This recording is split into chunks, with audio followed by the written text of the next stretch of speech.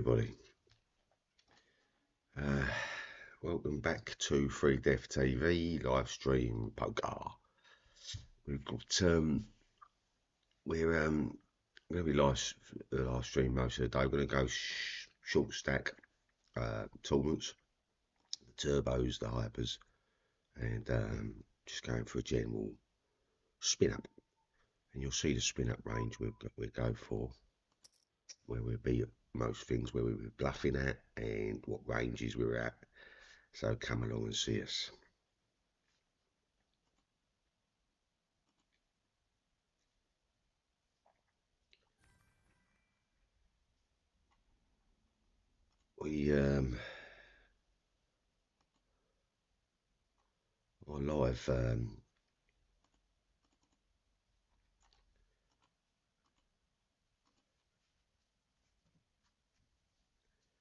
We are live right, so yeah, nice easy pot takedown.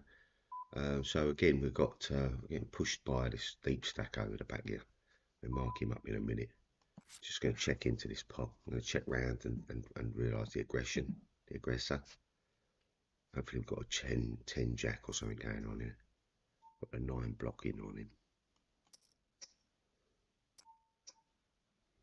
Not putting him on an ace at all.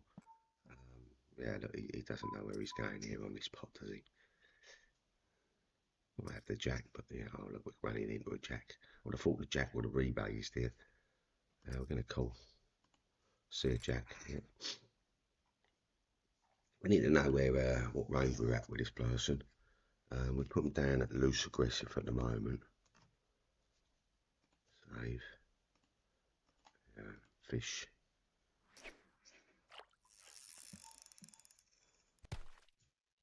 Just let's take the spinner. We're in a $2.20 free roll. I said free roll because we've got free ticket for it basically. So it's easy come, easy go. We'll take a spin up 5-6. We'll put them on ace kings, ace jacks, ace king. There you go. It's a nice mid range for us. Do with a 5 or 6. Nope. Okay, easy come, easy go. What we do is we rebound straight back in it, since we didn't have to pay for it the first time around. So we're on a fresh entry, 37.5 bigs starting stack. Just get our executional back up.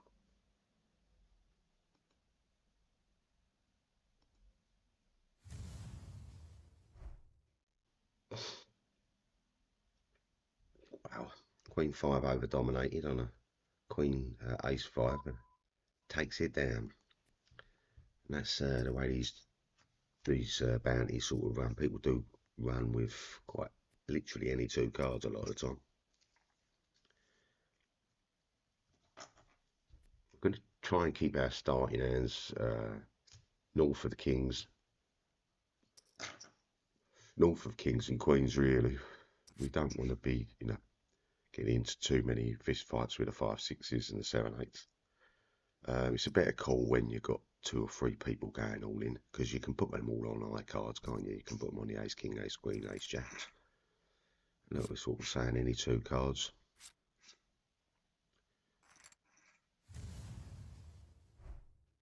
Ten picks it. And you can see the 7 queen and the 10 queen playing flush draws, really, aren't they? And 7 queen minimum opening hand on a realistically 6 ringed table. You don't really want to be opening that on a 7 or 8 ring. We're not going to wrap this at all. I was just going to check it through with 3 people in the hand, 4 including us. We can just go straight fold here. And some people say, well, you've got the jack, there's an overpair to the 10-9 out there. But, don't people play a 10-9, 8-9? I mean, don't get me wrong, if the 7 comes out, we would be kicking ourselves a bit, but you can't play for a runner straights, can you? What's the odds of those? Oh, here we go. So, yeah, it's going to be one of those days for us, isn't it? And look, we can't call this hand on that flop, 10-2-9 bolt. We could pay to see the next card out, but when we're short stacked like that, there's no point getting into a gambling sense. Now, some people say to me, well, you should have seen what the next card out might be a 3, might have opened up your hand a bit more that way, yeah. But then I'm definitely calling on the on the river then, aren't I? For the river. And that's where the problem lies. Don't know where the A640 was on a King 10 Queen board. Gut shot for a jack, but rare to come, 11 after one shot.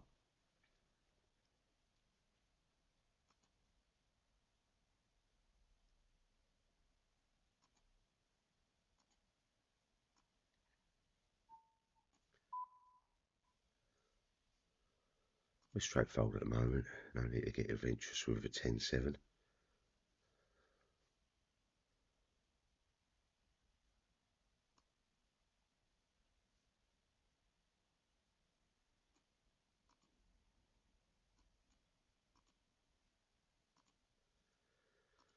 Yeah, we've got a great feed at the moment.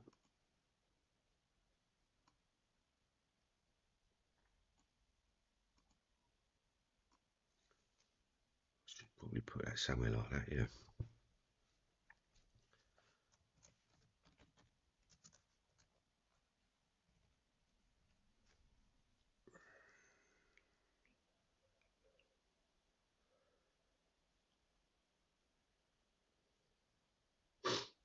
So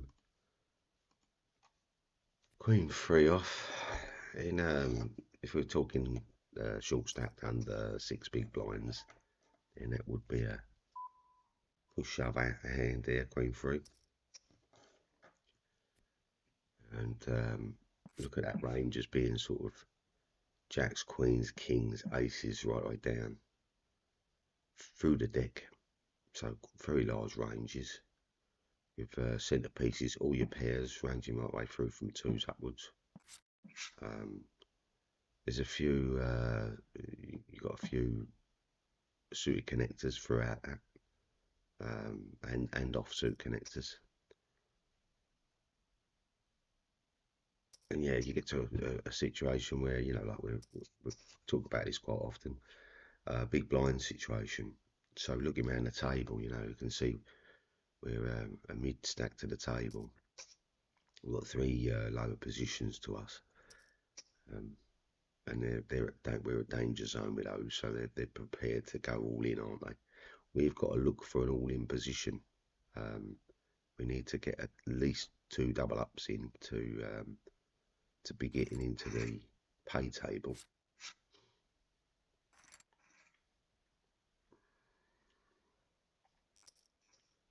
Pair on pair's always unfortunate that both trip out, you're getting basically a 5-to-1 shot on tripping up your pairs.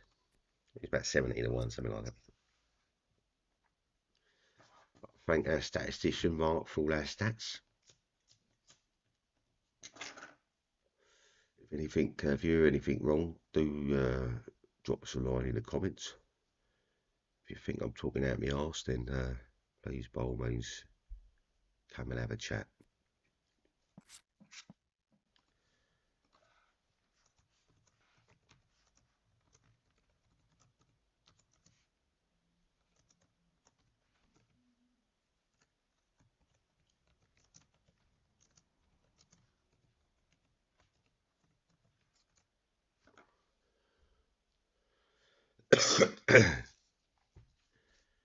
Be good to see some people pop along to this. At this time of the day, at 9 o'clock in the morning UK time, there's not many poker players, Europeans, on at this time of the day. By all means, let me know you are. But they do tend to get up later in the day and play a little bit later. So your semi-pros, pros are going to be on from, say, about lunchtime onwards. And a lot of them are put in like a 6 to 8 hour day, 4 to 6 hour day, some of them. It's a lifestyle business, isn't it? It's a grind. People who play it professionally, and you only need a win rate of like 1.4, 1.5, even 1.3, and you're making money every month. 1.3 bag your money every month. and you've got yourself, I don't know, 10 grand or something. Gives you a nice little bump every month, doesn't it? To be spending wages.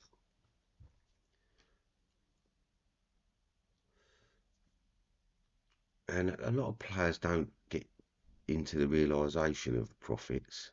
They might come on and win the odd tournament here and there and stuff, but in order to get a true win rate on your game, you need to be sort of banging in at least 10,000 hands to see where you're at in the game. You know, the variance is one thing. It's no good coming on here, having your aces cracked and then going away with your tail between your legs and not playing another hand for a month or so. You're going to take a long time to get that realisation back of them odds of the aces getting cracked. You need to win another 6 sets of aces, wouldn't you? What's the chances here? I do like the with paired balls, you can always put a bet in. The weak person, weak's going to always cut, you know. If they've got a small pair, they might sometimes call there. Only a 2 or 5 is normally going to call the board or over pair to it. And we was, you know, he was even under the gun situation, it was one. Holy moly, what are we opening with here? King, queen off in early position, not a good open. But we were representing a lot more, a lot different hands in that position. And you got, you know, you've got to create that persona on the table that you're playing a GTO game. We can always, we're big problem. We're going to check it for capital gains. We're not going to do the same bet again on this one. We're going to check this one down. Hopefully pick up a queen or 9 on the way down there. We're not going to get down there. So you can see that Jason's he's done the standard bet there. He could have ace king, but very more than likely he's got an overpair to the board there. He's hoping someone's picked up a 10. Yeah, and someone's going to go, hold on a minute, I've got ace 10 here. You've got 10 ball. I've got top pair, top kicker, all in. Yeah, and he's got a pair of jacks. People play that sneaky, you know, we're in a bounty, but they do try and play the sneaky runs. Whereas they're better off sticking the money in here, aren't they? You know, like I've got 34 bigs, he's got 160 bigs. Is he really worried about our stack at this stage in the tournament? I don't think so. I think he wants to take our 50 cents, doesn't he? So let's put it up for grabs for him. And you can see like 11.6 bigs and 4.8. They shouldn't be calling any pots. This should not be a bet. This should not be a call. This should be an all-in. He's left it out there now, hasn't he? So we've got something here. Ace X. We're going to put him on Ace 7 or Ace 8 or something weak. Hopefully. Maybe with a King Queen or King Jack or something. Hearts would be nice. No, we've got him on an Ace Jack. He's got us dominated. No hearts are coming out, are they? Holy moly. Bear pull. All paired. Oh, it didn't. Holy shit. 3 people out with Queen 9, King 3, and I mean, like, wow, it's just a cooler hand set up by the game, it feels like, doesn't it? Well, but yeah, these things do happen in poker. And looking at tournament-wise, I've got, what's this? I've got some tickets here. There's another bounty for $20 with a ticket. So it's a free roll.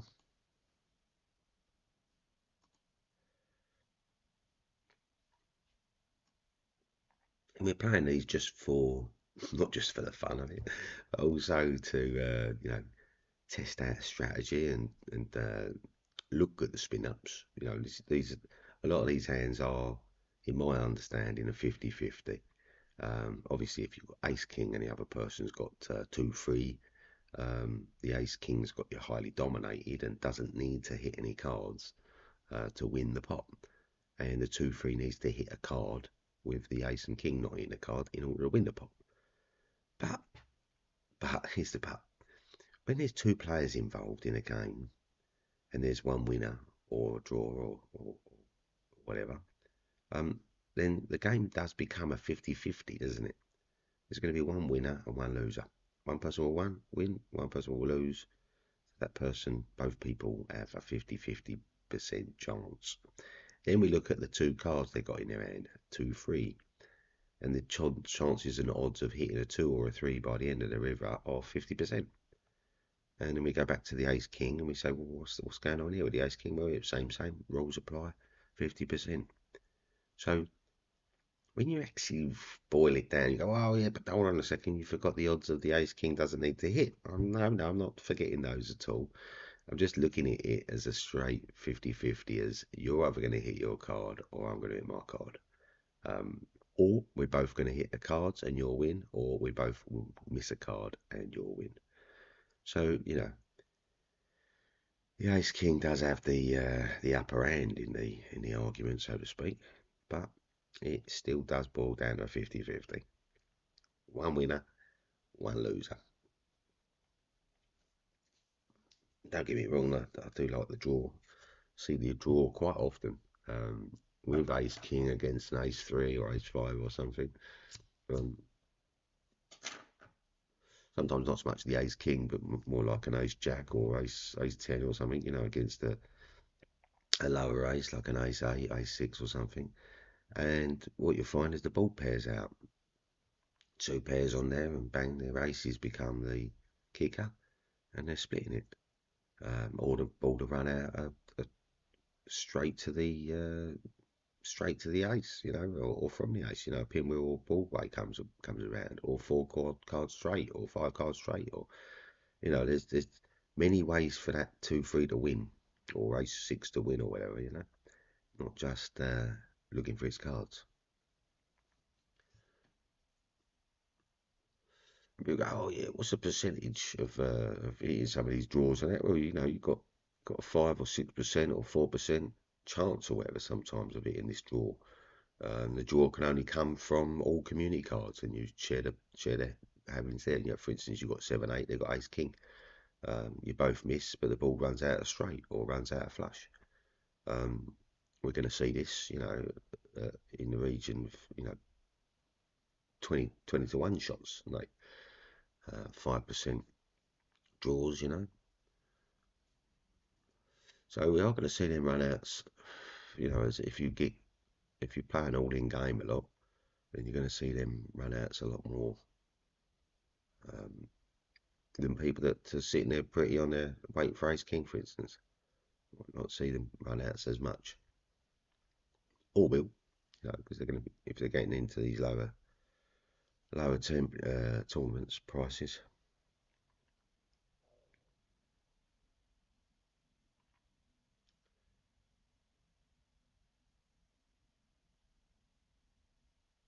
So not a lot going on with the break. I have a minute left on the break. So we've got a couple of people we can tag up on this table. We've got a very tight aggressor here, and we've got another one right here. And I know these players from playing in the pool. You'll see these players quite regularly on low stakes tournaments, which makes me think that they're either using these games as training tools. Youngsters, you know, running up a bankroll, trying to get their bankrolls up, or the, you know, the people grinding on the game, you know, making a living. And when we look at some of these tournaments at 55 cents, you've got to remember, like in somewhere like Mexico, that is 13, 10 times that. This is a, you know, $6, $7 tournament for some people in Mexico, for instance, in equivalency in earnings. I can't remember what country it is. It's even more so than that. And a low stakes game, you know, 50-cent game for them people is equivalent as us playing a $50 game, you know. So with that, you do get the different game styles, you know. So you get people like SKX and being junior, playing extremely tight games. You know, they're playing very much a GTO poker with variants, with their exploits. And I say with exploits, their exploits could be like a Jack 9 suited out of position, playing it like the one. We're not going to get involved just yet because we've got an opening aggressor just going on here. So we're going to fold to him. He's going to call. Look at that Kings. Kings against the 6-3. Good luck out here. Yep. And 2 cards. Yeah, the Kings didn't need to hit at all, did they? They had their hand. And the 6-3 was making a hand as it was going. And could have quite easily got 2 pair there or trips. We're not going to get involved with an 8-3 just yet. We're just creating a persona on the table. They've got to see a lot of folds before they sort of believe the bet. We're still not going to get involved.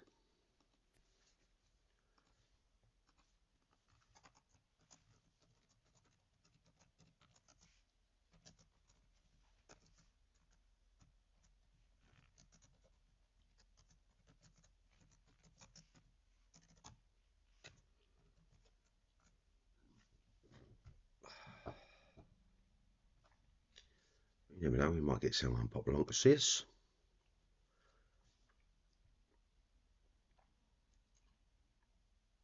And, you know, a lot of the core players, we call them the pool core players, they turn off all their graphics and stuff so they don't get distracted on the game or make distractions.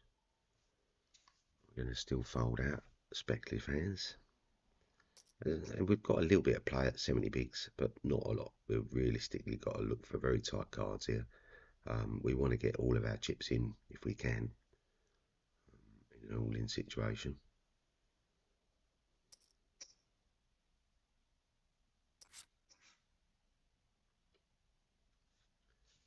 What's that Vladdy that's just come straight back in? Let's just check out that hand before. Yeah, it was Vlad. So Vlad, we're going to put him down as loose. Loose aggressive, all in, 6 big bigs with 6-3 off. We mark him up yellow. That's weak at the moment. When we say weak, I mean it's just probably a bit of a wow, you know, where he's calling. It's a calling station. He wants to play as many hands as he can. He likes seeing flops, likes seeing boards.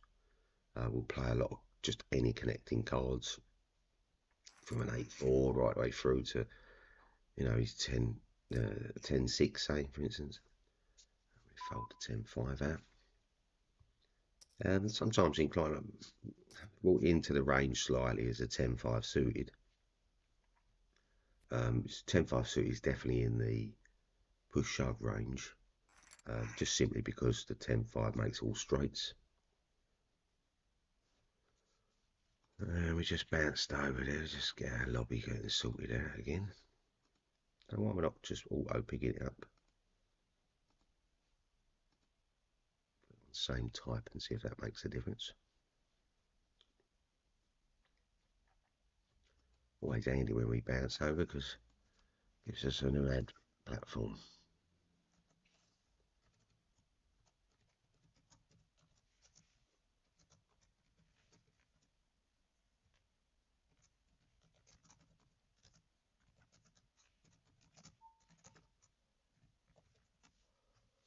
And check in there and picked up a nice top pair. We've got aggressors around the other side, so I say aggressors, we limped into the pot, limped in, not making moves, you know, got proper speculative hands. Could have 7-6 up here, but I'm putting more on 7-8 or 7-9 or something. Might have a club draw. Tell you what, let's just raise him up and see where he's at. We don't want to play two people anyway, so we want one of them out. Oh, we got one in. I mean, we might have like an ace king, ace jack situation here. So we're gonna go right in as if we've got the sixes. They've not seen us play a hand, and I mean, right, we're big blind defence. We've got a straight fold there with a six, and we've got a full house now on the board, so we're just going to go all in. And he's folded.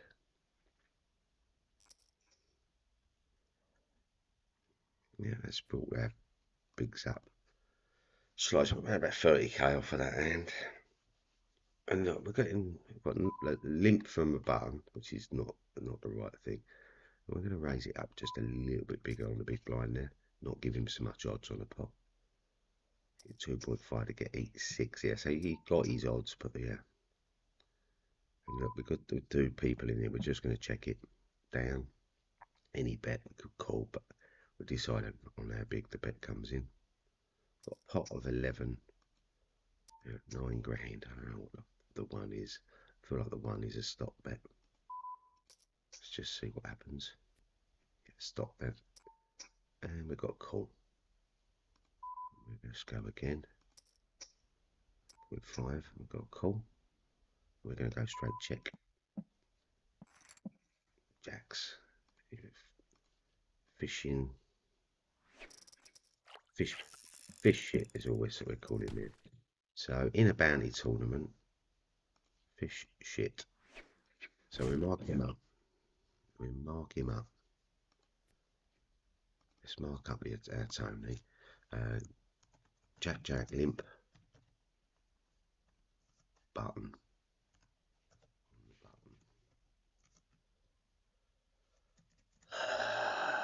To river.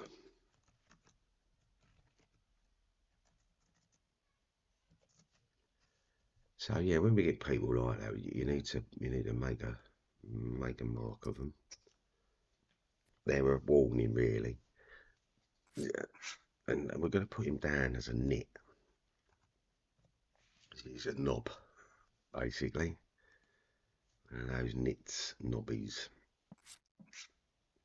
And yeah, to limp in with jacks on the bottom to the small blind, big blind is just absolute shit play.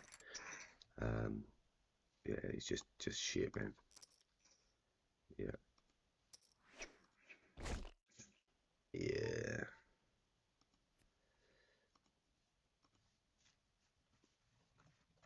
Come and check out how shit you are, Tony.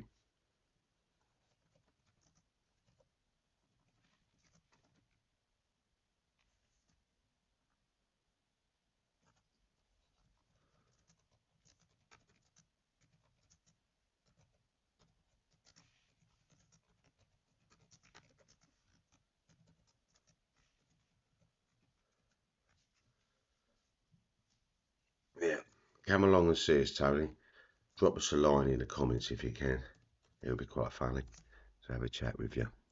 Like I know your mentality behind the limp jacks.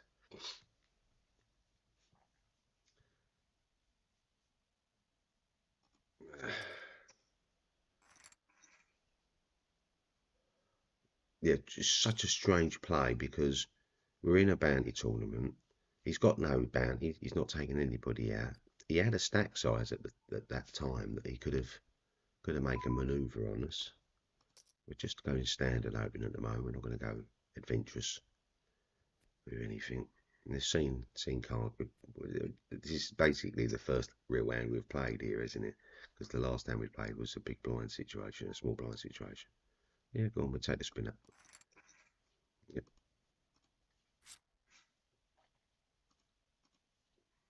Come on. No, not today, Josephine. Alright, let's just get straight back into it. Just has one bullet.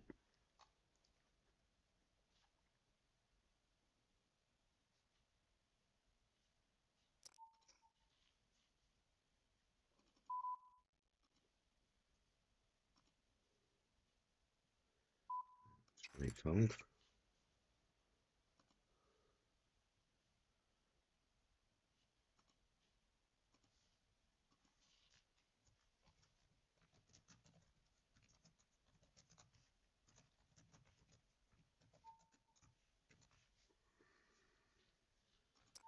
Call it that.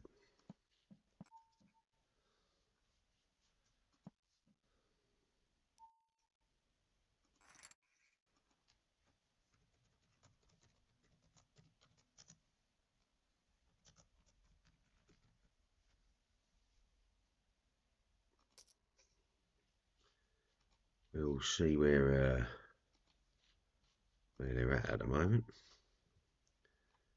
In a minute, so we've got under the gun raise. Straight folding. Jack king on the button. And we're only a 5 ring at the moment. This is a 7 ring tournament. Pot up. So the under the gun limp, not nice, but maybe all in. We'll take the spin up regardless. I mean, we've got to put him on ace, king, ace, queen, ace, jack here. Aces, kings, and queens. Maybe jacks. Not at all. We're going to fold. Too far, we just won't get involved with.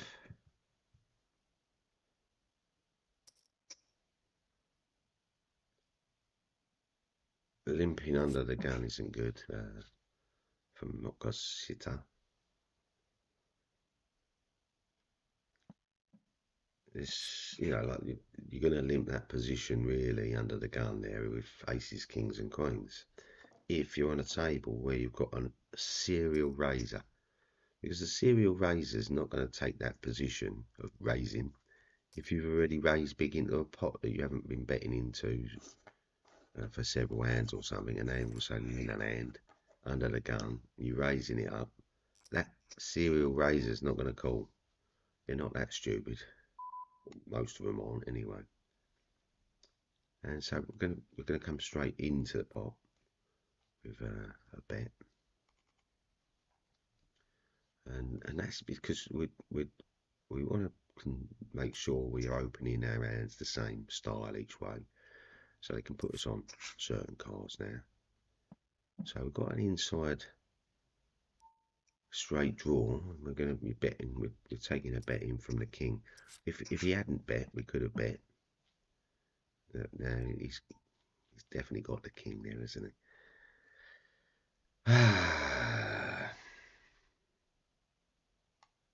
You know, so any 5 and any 10, and we're there. So come on. All right, we picked up an 8, but we've got the flush draw. We could test him. He's got full house. And we can put him on king 9, king 6 there all day long, even king 8. So we've seen what he's we're going to put him down at aggression, tight aggressive.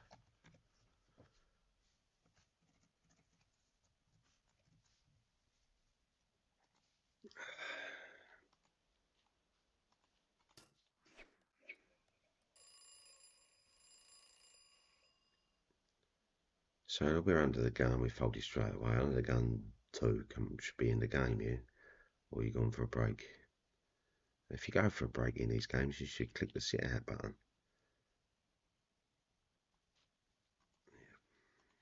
Sleep this person.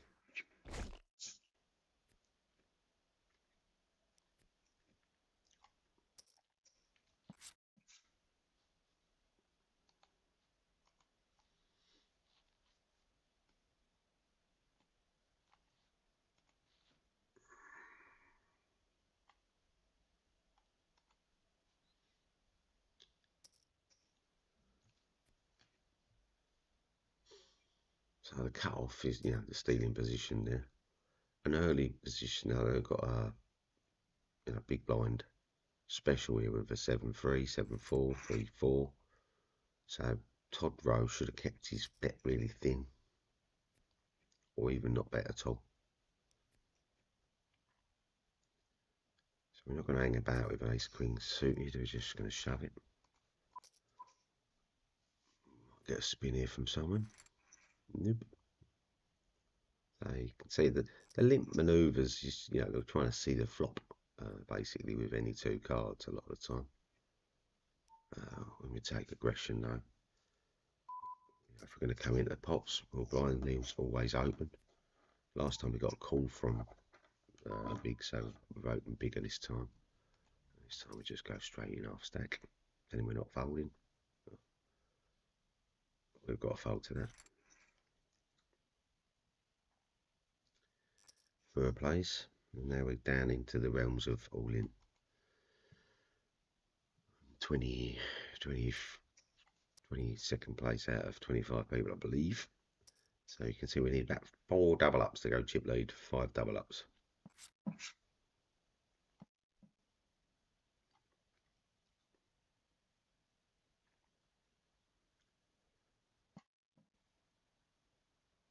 So we'll put him on a Jack limp.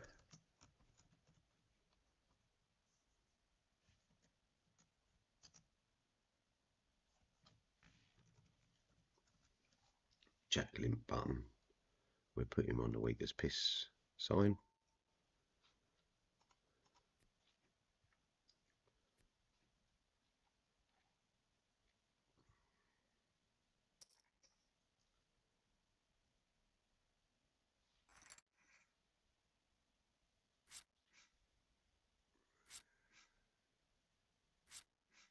Yep. Justice in the American way, as they say. So not doing too great with spin-ups at the moment. We've been whacked left, right and centre with regards to the having a spin. And yeah, it's just variance, just the way cookie crumbles. You can say, oh, what's the run out? King 10 against ace 7. Well, the ace 7 don't make any straights really.